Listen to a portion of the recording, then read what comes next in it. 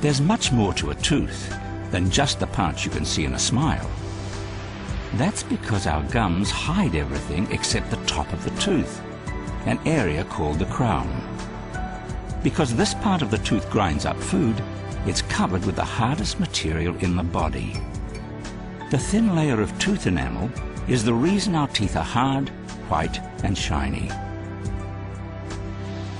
Underneath the enamel and down into the roots, the tooth is made up of pale yellow dentine.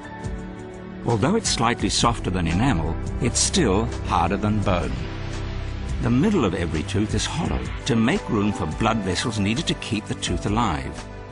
This collection of soft tissue is called the pulp, and also contains the nerves that warn us when something is wrong with the tooth. The nerves and blood vessels enter the tooth through a hole at the very end of the root and travel up through the pulp canal to fill up the space in the crown called the pulp chamber. Every tooth sits in a socket in the jawbone and is held in place by a tiny elastic strand called the periodontal ligament.